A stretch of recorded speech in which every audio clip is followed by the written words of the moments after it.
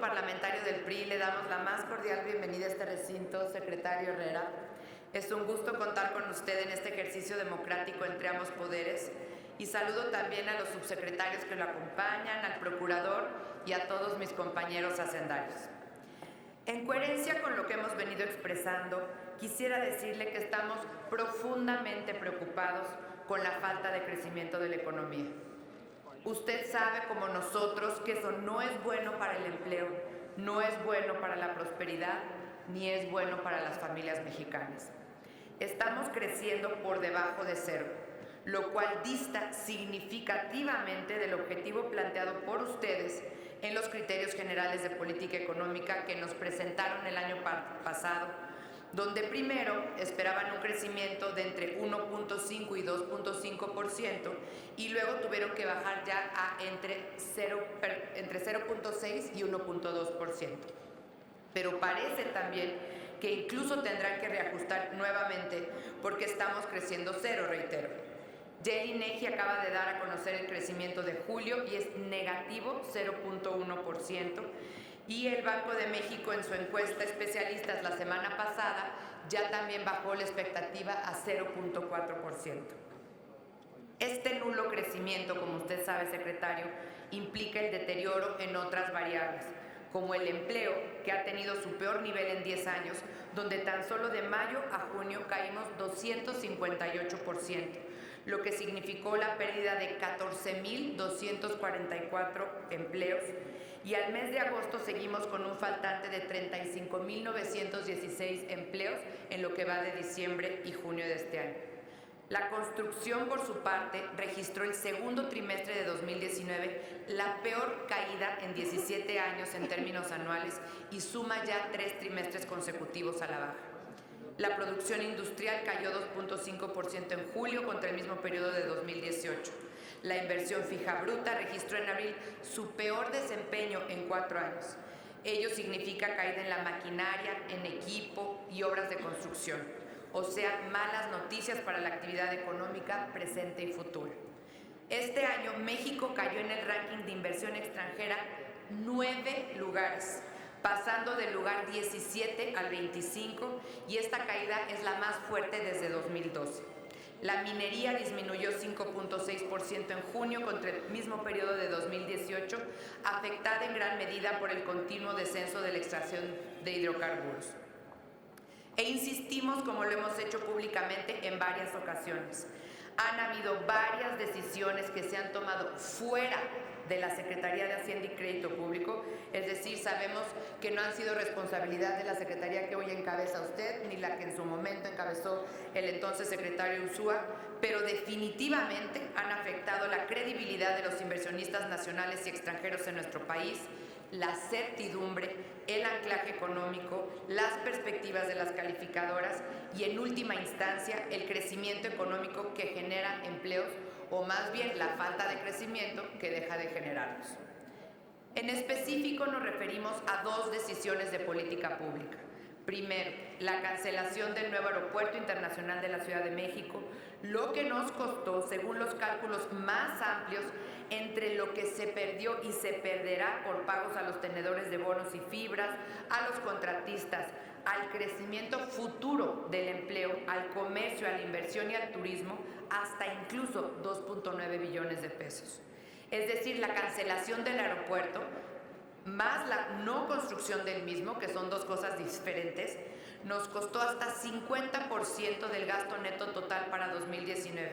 Esto significa todo el recurso de la Secretaría de Estado, más los ramos autónomos, más los ramos administrativos, más los ramos generales. Y ahí están, secretario, las pérdidas en credibilidad y por ende en crecimiento. La segunda decisión que nos ha llevado a crecimiento cero, a nuestro juicio, es la de echar para atrás los cambios de fondo al sector energético, sobre todo en Pemex, lo que ha implicado meter recursos públicos a la empresa en vez de destinarlos, por ejemplo, a la salud, a los medicamentos, a la educación, a la agricultura, a la investigación o al medio ambiente. El problema es que sabemos que estas decisiones lo tienen a usted, secretario, suponemos entre la espada y la pared, y que mucho ha hecho y mucho ha seguido haciendo con gran talento y con el talento de su equipo, con altura de miras y con responsabilidad. porque por una parte le exigen responsabilidad fiscal y que se mantengan las calificaciones crediticias, y por el otro lado no lo ayudan precisamente a seguir decidiendo, instrumentando en otros lados las políticas adecuadas para crecer. Con crecimiento económico es más fácil tener responsabilidad fiscal, porque cuando uno no crece, que es nuestro caso, se ponen a cuenta las cuentas públicas. Este será sin duda, secretario, un dificilísimo cierre de año en materia de finanzas públicas, sobre todo dado el contexto de menor crecimiento. Nos da mucha pena por México y los mexicanos que se vaya a tomar una parte del Fondo de Estabilización de Ingresos Presupuestarios, que según los cálculos de su secretaría será una merma de 121,000 millones de pesos, lo cual representa el 41% total de este fondo. Y se va a usar este ahorro de todos los mexicanos, desafortunadamente, para tratar de subsanar errores generados internamente. Vale la pena recordar que este fondo, este colchón que se hizo con dinero de las y los mexicanos, se incrementó en los últimos 6 años en más de 1,500%, pasando de 17,453 millones de pesos a 279,771 millones de pesos. Y ese ahorro era para una verdadera emergencia, como un choque o crisis internacional, pero en este caso la emergencia se produjo como resultado de decisiones internas. Es una lástima porque nos estamos gastando el ahorro del país que era para una crisis. Y de tener una crisis en el futuro, tocamos madera, pero no es improbable porque la situación internacional se está poniendo verdaderamente difícil ahora sí. Estarán muy limitados los márgenes de acción y esa siempre en Hacienda es una mala posición en la cual estar. Secretario, tenemos, como ya usted señalaba, la latente guerra comercial entre Estados Unidos y China, el desenlace del Brexit, la recesión en Alemania, el menor crecimiento de las principales economías del mundo, la moratoria de pagos en Argentina, problemas geopolíticos como el que acaba de pasar del ataque de drones a la refinería más importante del mundo, Arabia Saudita, y el riesgo, y este lo quisiera destacar, que dado el contexto político actual en Estados Unidos, el TEMEX no sea aprobado. Reitero, tocamos madera de que no sea así, pero no podemos cerrar los ojos ante una posibilidad que estamos viendo que se podría materializar y que cada vez se complejiza más dado el entorno político en nuestro país vecino del norte. Es decir, el presente económico de México es necesariamente malo si estamos creciendo cero. Ahí sí no hay vuelta de hoja. Pero puede ponerse peor con esta mezcla de riesgos, incertidumbre y volatilidad internacional. En este sentido, quisiéramos hacerle las siguientes preguntas, secretario. Primera, ¿cómo le van a hacer para crecer este año entre 0.6 y 1.2%? Porque como estamos creciendo cero al primer trimestre, significaría que el segundo deberíamos de aumentar el crecimiento en entre 1.2 y 2.4%, lo cual, como usted sabe, se antoja a estas alturas muy cuesta arriba. Segunda pregunta, secretario. ¿Hasta cuánto más calculan que vayan a utilizar el Fondo de Estabilización de Ingresos Presupuestarios? Nos dijeron, reitero, que serían 121,000 millones de pesos, que es el 41% del total, pero puede ser más, ¿cierto? Y quisiéramos saber en su caso hasta cuánto más calculan usar. Tercera pregunta, secretario. ¿Cómo le van a hacer para que el año siguiente se crezca entre 1.5 y 2.5% según los criterios generales de política económica que nos presentaron para 2020? Si eso se esperaba este año y no estamos creciendo nada. Y si seguimos en la inercia, pues vamos a crecer también cero, salvo que hayan contemplados grandes cambios estructurales que nos encantaría conocer para cambiar esta dinámica de crecimiento que estamos teniendo actualmente. Cuarta, secretario, se han percibido recientemente discrepancias en los números de Pemex.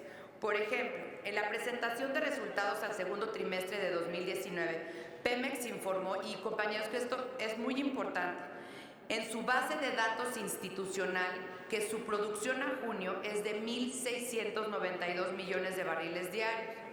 Pero en el documento Estadísticas Petroleras, que también emite Pemex en su página oficial, dicen que fue de 1,671 millones de barriles diarios. Y en la presentación del director de Pemex en la llamada mañanera del 24 de septiembre, dijeron que habían sido 1,676 millones de barriles diarios. Y por su parte, la Comisión Nacional de Hidrocarburos dice que son 1.648 millones de barriles diarios. Mi pregunta aquí es cuáles son las cifras correctas. Y esto comienza a generar desconfianza en los inversionistas, analistas y mercados. Y obviamente, secretario, lo último que queremos, y también lo último que estoy seguro que quiere Hacienda, es generar a estas alturas aún más desconfianza. ¿Cómo corregir la generación y difusión de los datos de Pemex que tan relevantes son para las cuentas nacionales, las expectativas de inversión, pero sobre todo para la credibilidad de nuestro país?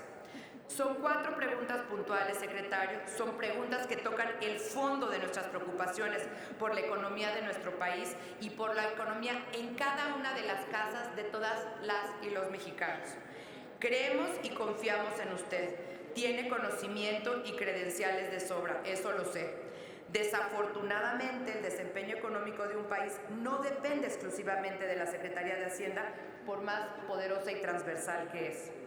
Depende de un conjunto de políticas públicas coherentes y de una visión de Estado cuyo fin sea una prosperidad sustentada en crecimiento económico y en una mejor distribución de la riqueza. Y no solo en programas sociales que justo por no crecer, pues ahora también ya nos está costando trabajo financiar. Por su respuesta, señor secretario, muchísimas gracias.